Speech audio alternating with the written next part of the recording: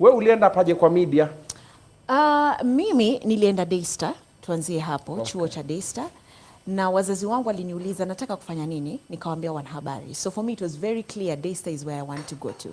So nikaenda Daystar. Daystar nilienda kwa sababu ya vitu viwili. One, because it's a Christian university, and then number two, kwa sababu ya media.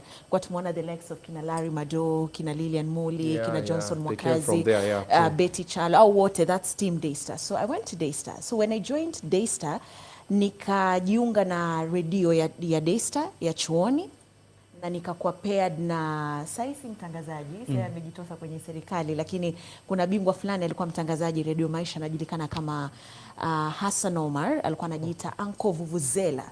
So tukapatiwa kipindi na Uncle Vuvuzela. Sasa hawa ni wapwani wawili ambao wako na ari ya utangazaji. Na nakumbuka hapo ndo jina Kichuna lilitokea. Kwa sababu Kichuna ilikuwa ni jina anaitwa nikiwa kitambo tu, lakini Uncle Vuvuzela ndo ananiuliza tutajiita vipi sisi kwenye redio? Usijiite Fridah Mwaka bana, it's boring. Nikamwambia sasa nitajiita nani? Akanambia Kichuna, Kichuna cha mwaka. Nikamwambia okay. Na wewe utajiita nani? Akanambia Uncle Vuvuzela. Sasa kipindi chetu ndicho kipindi kilipatiwa zawadi mara 3 kwa sababu ya kuwa the best show ya radio. Why? We are students in Daystar, lakini sisi ndio tulikuwa tunaleta the likes of kina Njugush. So alikuwa tuchezi ligi ya campus. Tunatafuta ma celebrities kina Johnson Mwakazi, wote walikuwa wanakuja katika kipindi chetu. Sasa Daystar the radio show yenyewe ikanikuza. Iliponikuza kukatokea advert KTN ya The Presenter season 2. Na huo wakati nilikuwa nyumbani. Sasa nikiwa nyumbani nikapatana na rafiki yangu fulani mjirani, ni gospel artist anaitwa Michael Yena. Tunatembea na yeye na Mombasa. Sasa ulikuwa tuishi Mombasa, ulikuwa tushahama Kilifi. Yena akaniambia twende nyumbani ukamsalimie kakangu. Kakake alikuwa ni radio presenter, lakini sasa ni mchungaji mkubwa sana Malindi. Akaniambia twende tukamsalimie kaka. Kwenda kumsalimia kaka napatana na nani? Na Lofty. Lofty ni mtu nishamuona kwenye runinga ya KTN. Unaona sasa? So kufika pale ndo Lofty, ile advert nafikiri ilikuwa inaendelea. Lofty akaniuliza, "Wewe unapanga kwenda hapa?" Nikamwambia, "Yes, nataka kuja The Presenter and I want to come, niwaonyeshe kwamba watu wa pwani, we got that English." Aliniambia, "Kama utaenda, lakini kama ni kizungu kando, you will do Swahili. Wewe ni mpwani, enda na fahari ya kipwani."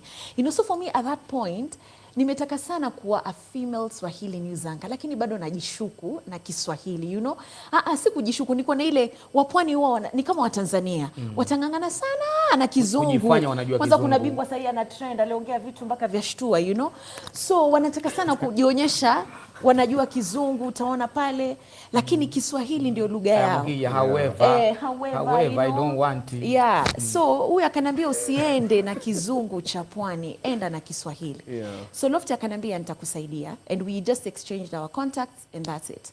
So wakati mimi nasafiri, in fact I was very sick, but I had to travel now for The Presenter. Nasafiri niko kwenye basi usiku, alert Lofty, nikamwambia hi, naja katika competition ambayo ni kesho.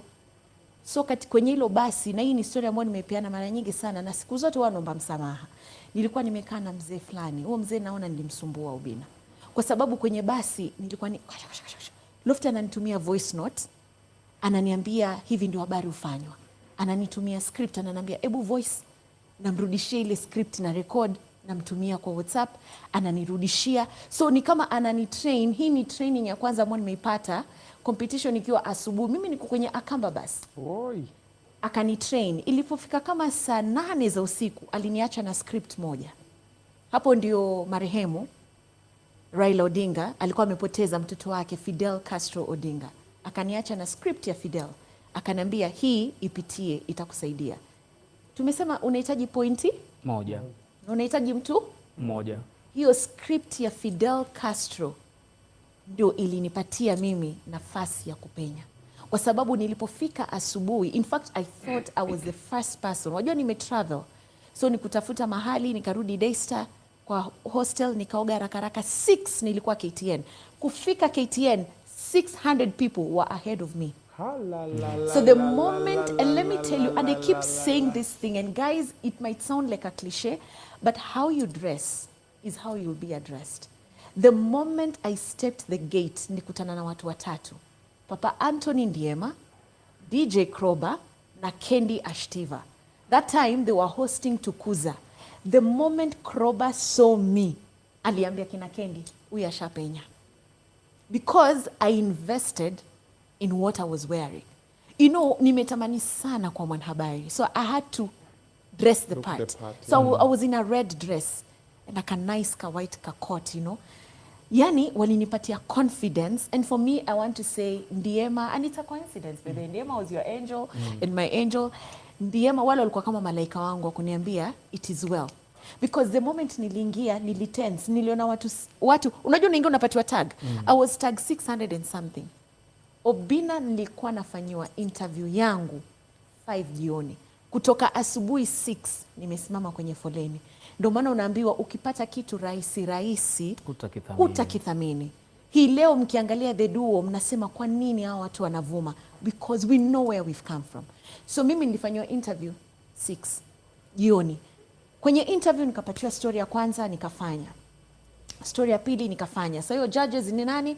Eric Latif, now he's my colleague. Ben Kitili, now he's my colleague. Si wote tuko NTV, na Alex Chamwada. Those were my judges. Tumeingia pale wakanambia okay nishapiga. Ya mwisho Latif akasema, Frida, assume you're a news anchor in studio. There's a breaking news. Give us the breaking news. Oh my goodness. Walijuta. Waliregret. Niko na script ya Fidel Castro Odinga. That is the breaking news. Hakuna kitu kingine sahi Kenya kinaendelea. Ni mtoto wa Raila Odinga amefariki. Nilipiga. Nakumbuka Latif na Ben walisimama at the same time. Ulikuwa kama unaingia straight to the academy, unapatiwa mic ini walitengeza mic ya mbao. Mimi sikujua, I didn't know all those details. Niliona Ben na Latif wamesimama wako like take this. So at first nilitense like umechoma. I'm getting goosebumps. Napigwa na mic. Mtu aliyenifanya nijue nimeingia straight to the academy ni this guy alikuwa TV47, tulikuwa na yeye anaitwa nani? Ameenda majuu. Maringa. Alikuwa pia ni contestant pale nje. So nikitoka na mic, all cameras are on me. Maringa is like, "Oh my goodness. Umeingia kwenye academy." So in short, KTN season 2 interviewed 6,000 contestants. Hao ni wale hawaku give up. So many people came, wakaona foleni, mtu anasema siwezi, mtu anarudi home. Watu wengi sana najua walirudi nyumbani. So mimi, they only wanted 20 people into the academy. So I got my mic, I think I told Lofty, my family, everybody was happy. I went back to Daystar. I was alone, ilikuwa semester watu wamefunga, niko peke yangu kwa hostel nje. I'm celebrating, I receive a call from KTN. Ati, hi, I understand you got the mic, but I think the judges made a mistake. Get ready.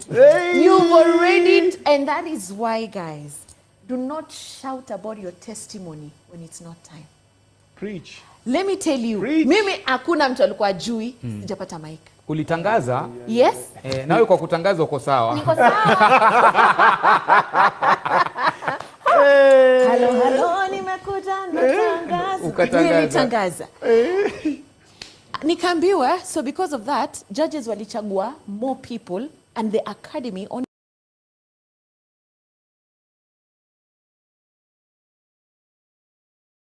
interview. Nikawauliza, okay, so for me, I have the mic. So does it mean maybe I'm safe? Akasema, nobody is safe. So tomorrow, unaweza kulipata mic leo, lakini kesho upokonywe.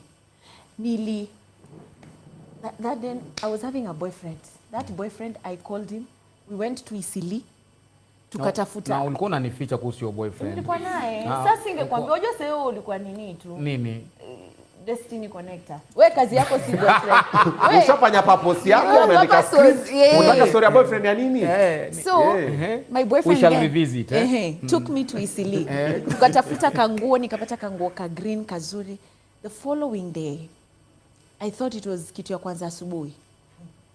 Tulikesha interview yetu, ambao I was in the same group na Jamal Gaddafi. Abula Ahmed alikuwa mwanahabari K24. Michelle Ngele tuko na yeye sahi NTV, Zainab Ismail, that's one group, tulikuwa group moja. Our interview ilifanywa 5 jioni. Alfajiri. The following day. Si the following day ndo tumeenda interview. Tumekesha interviews yetu ilikuwa inafika 5. Tulilala KTN. Hizi drapes hizi za kutengeneza set ndo tulizitumia sisi kulala. Na nakumbuka tuligawanywa in groups. Na Jamal Gaddafi was the first person kwenda ndani. Jamal aliingia, akitoka nje akasema mimi nimepiga mpaka wameshtuka. Jamal alikuwa na masifa. Mnamjua Jamal mpaka sasa hivi. Yeye ujiamini. Jamal akasema nimepiga, tukamuuliza so kienda hapo. So sahi si judges watatu, all judges, the likes of kina Edith Kimani, everybody in the industry. Akopa Joe Ageo, everybody was there. They didn't want to play with it. Yes. Jamal akasema nimepiga, na umjue nimepiga. Nimeenda pale nimeongea, wakaniambia ati Chamwada akaniambia talk more. So unajua sisi hatujaingia, wacha mimi niingie. Nimeenda nimepiga, Chamwada akaniambia stop. So kumbuka Mwakenya nilionayo mimi ni talk more. Alafu mimi nimeambiwa nini? Stop.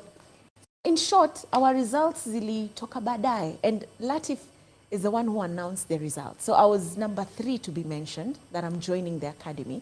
Ooh. And this is what Latif said. And that's how I knew it was me. Latif alisema, and now number 3, because already tulikuwa tusha interact, tushajuana, you know, a lady from the coast, the only lady in the academy that chose to speak Swahili. Oh, love. I know. You guy. Hey. You know, nikapatiwa mic. That's how I joined the academy. To cut the long story short, academy ikaisha. I was disappointed that I didn't become number 1. I was tense towards the end. Si tulikuwa among the wa mwisho. The last 5. Fear is very bad and panic. Nilipanic sana kwa sababu iliniingia akilini. The whole world is watching. Daystar walikuwa mpaka yani the likes of kina Brian Aseli ndo walikuwa wana pioneer group ya kunishangilia. Daystar were ready to come with the school bus just to celebrate me for winning. So all that nikienda kwa my last interview liniingia kwa akili. So nika tense. Obinna, I tensed. I couldn't tell my name. I remember Catherine Mwangi asked me, so who is your governor? Production manager then KTN. Sijui governor wa Nairobi, sijui wa Mombasa, sijui wa Kilifi. Nikaambiwa basi taja mtu yoyote mwenye ako kwa serikali, sijui. I panicked. Yet I even have a relative in the government. I couldn't even remember his name. I panicked. And so after that I gave up and I said to hell with news. So KTN kind of gave me a chance. I refused. Na ndipo hapo sasa nikaingia Ebru TV. Ebru wakaniita for news, I refused. Nikasema wacha aliogopa masuala ya habari kabisa. Kama kuingia entertainment. Niliona because you see all these things guys were aired on TV. That's why I kila mtu alikuwa anaona yule demo hajui governor wa Nairobi. I hate reality shows. Beauty without brains. You know, that's the thing. And then you're from Daystar, so watu wanaanza kwamba mademu wa Daystar sisi ni urembo tu, you know. So there was that cyberbullying for me as well. It was there. Then sasa ikaniingia akilini. Ukaanza kufanya harusi, nikaanza kufanya harusi, the wedding show. Nikaenda sasa gospel show, lakini nikiwa Ebru all the time mimi na hepa naja nachukua scripts za anchors, naenda na voice. So one day I'm doing my shows, I interview Kambua. So when I'm interviewing Kambua tells me, you know, you sound like Kanzedena, and Kanze is my friend. And remember who has always been my role model, Kanze. So Kambua tells me, nitakusaidia, utakutana na Kanze. Na kama hutakutana na Kanze, nitakusaidia utaingia katika environment ambayo itakupeleka karibu na nani? Na Kanze. But Kambua told me, I don't know if she still remembers, Fridah, you were born for news. Even this entertainment you're doing, tuseme tu ni ziada tu, lakini wewe you're born for news. And hiyo story ikaisha hapo na nika-interview Kambua and we forgot. Months later, Kubamba Radio poaches me from Ebru TV. Who has made all this possible? Kambua. So I joined Kubamba Radio, tuko pale sasa na Saint P, tunapiga kipindi jikoni, lakini all through mimi niko news, you know? Mpaka my boss DJ Moz aliniita akaniambia, Fridah, you're fantastic on radio. Your voice, the name Kichuna sasa hapo ndo ilitamba kwenye radio. Mpaka magari, basa, matatu za Rongai zikakuwa branded Kichuna. You know, now the name grew on radio. But he told me there's something about you, about TV, about news. You're meant for it. So kubamba tukaanza kuwa na challenges za hela. So at that point, I'm doing auditions at KTN Obinna. Ni vile tunapeleka history mbio. I'm doing auditions at KTN. Nachukuliwa, lakini show haianzi. Remember, I don't want anything to do with news. My focus was now Tukuza. Sasa hiyo kina Kroba wametoka kwenye Tukuza. So Tukuza was a bit shaky. Ndiema needed a co-host. Nimepiga show mpaka na Ndiema. Mpaka niliwaletea keki in a form of a remote. Nimeiandika Tukuza and the show was amazing. But for some weird reasons, anything to do with Fridah kulikuwa hasipenyi. Hakuna mwanya. Mimi niliishi KTN auditions. Mpaka security men wa KTN hawakujua I'm not an employee there. Because KTN there were very strict rules kuingia. Wao walikuwa wananifungulia because they thought I'm an employee there. Mpaka ukaenda audition ya betting. Hiyo nilikuwa nakuja. Mpaka kukatokea show ya betting. Tukachukuliwa mimi na Mwashumbe. Umeleta Mwashumbe kwa hisho? Mlete. Okay. Tukaulizwa quotation ni pesa ngapi? Tupige betting every day. Mwashumbe akaniambia, unajua mimi jina kubwa. Mimi nimejenga jina langu jamani. Kwa hivyo mama mimi ndo captain. Upige quotation ya maana ambayo inaendana na jina lako. Lako wajua bado lakini mimi napiga kubwa. Mwashumbe akapiga 8 kama nakumbuka, mimi nakumbuka. Alipiga 80k per day. Napiga show ya 10 minutes. Mimi kwa sababu jina dogo ngasema 40. Quotation zetu zikapelekwa kwa sijui walikuwa wachinku. Imagine they did not object. I remember I called my mother. Nikamwambia, when they say the time has come for breakfast in Dubai, lunch in South Africa. Ulikuwa hujatubu mambo ya kutangaza. Lunch in South Africa. Dinner in Kenya. The time is now. Una imagine 40k a day. That's good money. That's good money. Show ilianza. Surprise. Kila kitu tumefanya setup, show ilianza. Till today. Paka mamia alikuwa ametengenezwa. Everything we had the set. Paka set. Everything. It was just a matter of when. Ilikuwa itwaje ile show? Hata ilikuwa na kajina. Is it super duka ama duka? Super duper. So in short, me I gave up. You know, I was just like, shows hazikuji. One day I wake up and my spirit tells me I need to move. So I tell my co-host, I tell Saint P, roho yangu inaniambia my time is over at Kubamba Radio. So Saint P akanambia, I bless you. Me I don't know kwenye unaenda. Sijui kama ni fashion, kushona. Juu sasa nilikuwa nimeanza kushona. Sijui kama ni kushona. Nikamwambia tu mi spirit yangu inaniambia hivyo. Hata tukumaliza 1 week.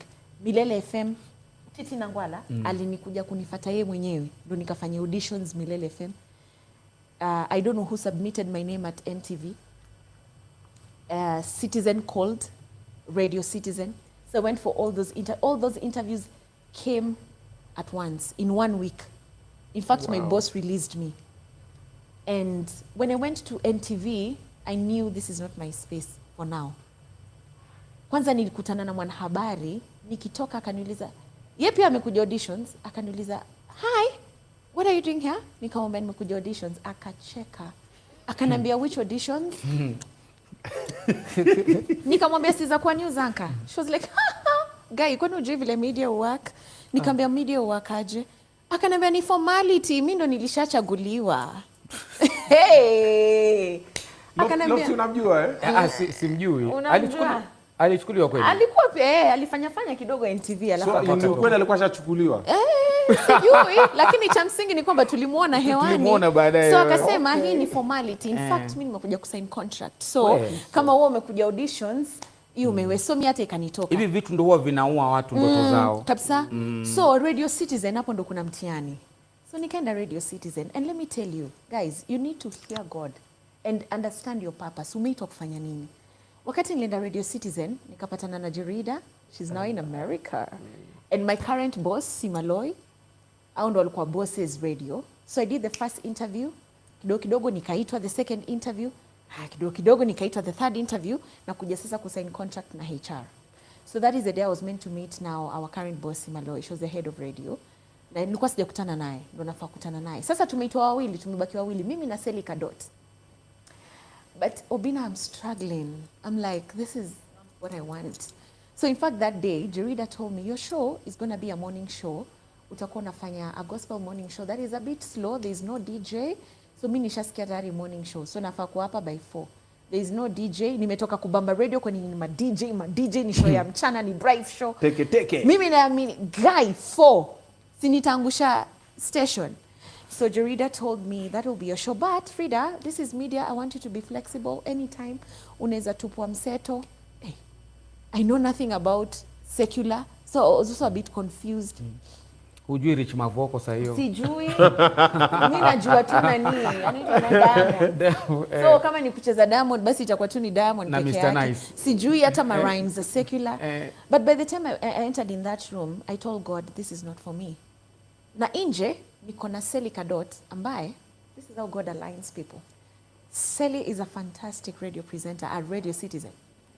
Seli maisha yake yote amekuwa intern wa radio 4am gospel. Kutoka QFM. So clearly, yes. Akifanya hiyo mimi sisi toka 5 anaingia 5. Anafanya hizo za gospel mpaka kitu. So who deserves it? Seli. And her desire, Seli, was radio citizen. My desire was KTN.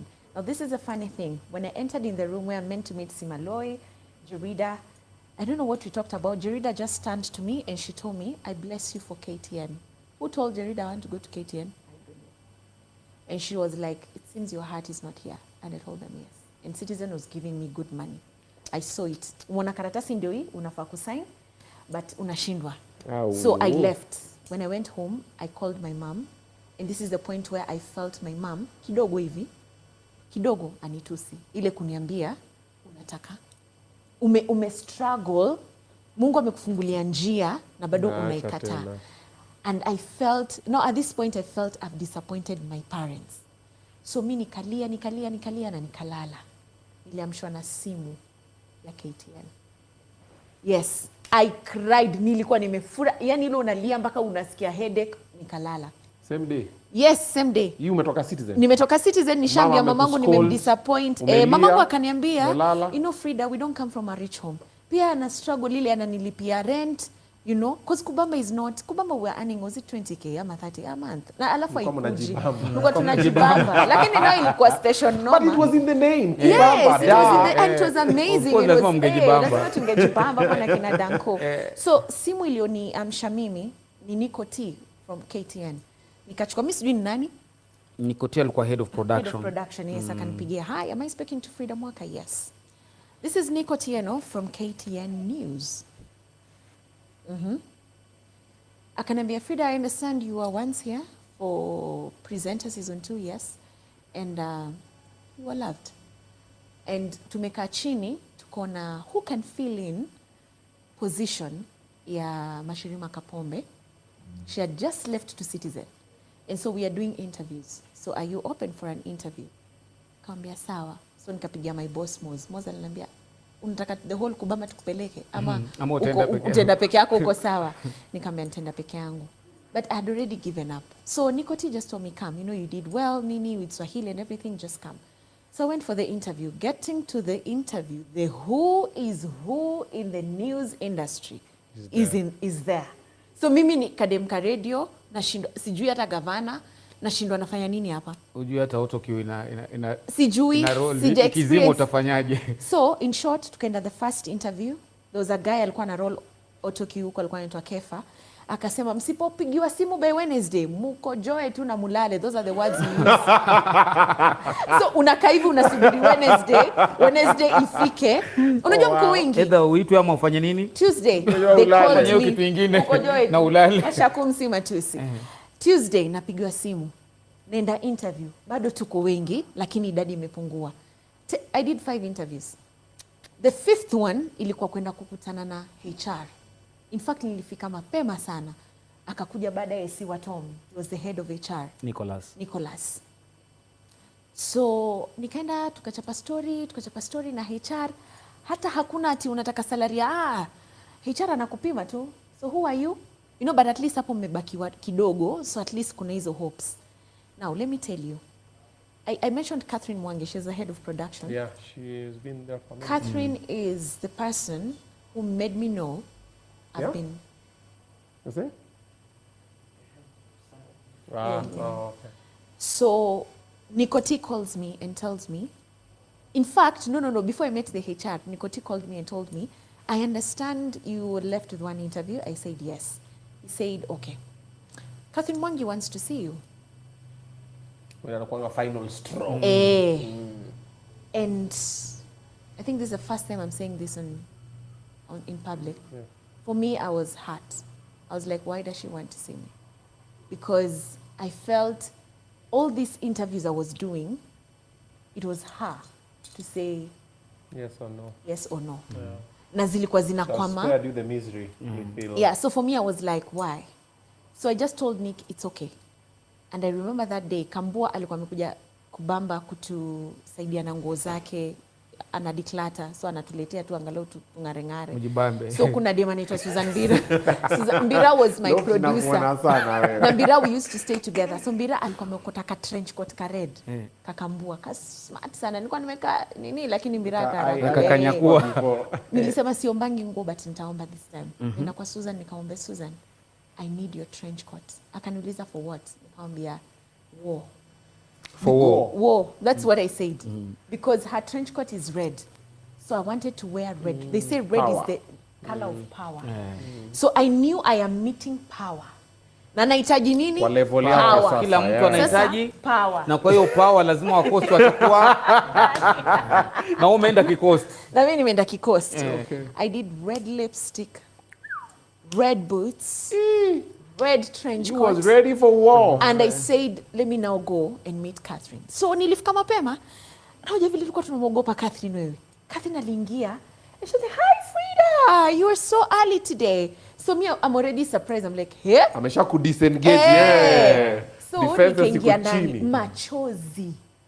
Mimi nasikia tu machozi, you know?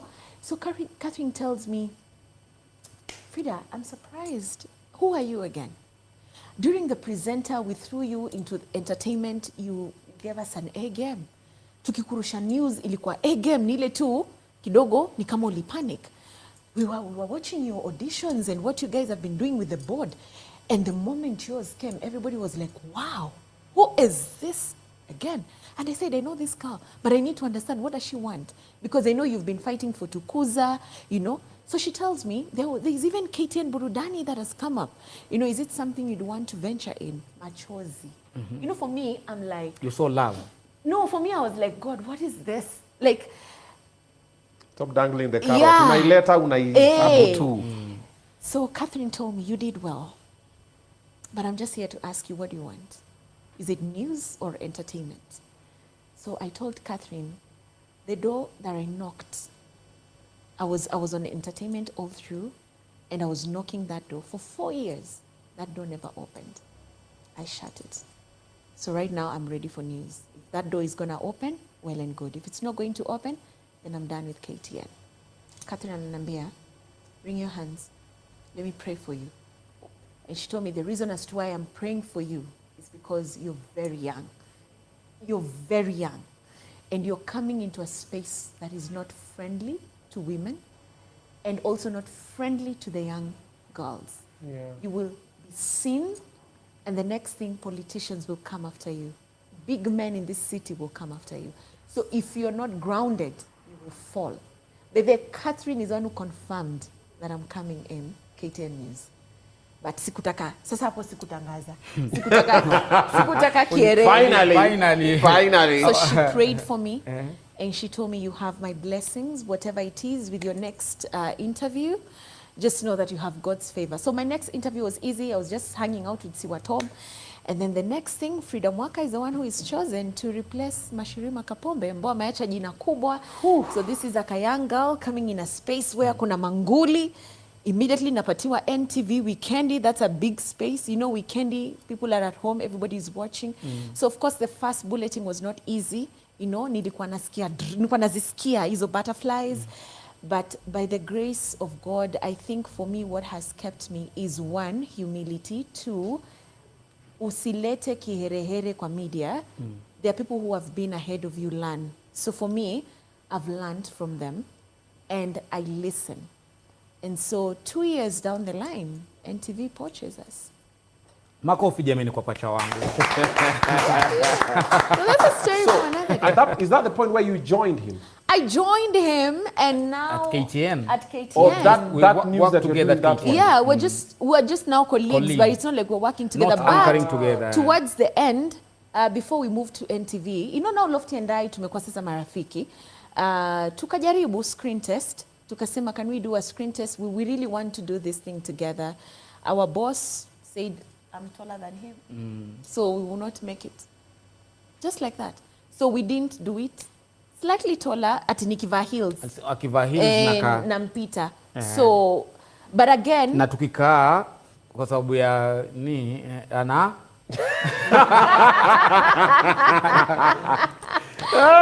so bali wanitafutie pilo waniwekee wakasema haiwezi. Surely. They can compensate. Yeah. Then we started radio with him, Radio Maisha. Akakuwa ananibaiba ananiambia njoo tupige. And Japan loved it. So in fact, the time we were joining NTV, we were meant to now start together doing radio. And the moment we joined NTV, the same boss that said I was taller than Lofty, anatupigia, ananitext and say, oh, look at my babies. Can we have you back? Ndo ya dunia hayo. We can't wait to give this NTV story. Maybe when we'll be transitioning. Oh, there's another interesting one. Okay, ladies and gentlemen, we have an exclusive when they're being coached to... No, we don't know. To the Duo YouTube channel now. You are a clever man. Yeah, we like you already. You like me? Yeah. I like me too. Yeah, but there's a big story. You know, people are watching, and we have about 3,200 people watching this live. And I've seen some of the comments. What are like, hey, maisha ni ngumu hivi. You know, when people see people in the media space, you think it just happened. I have people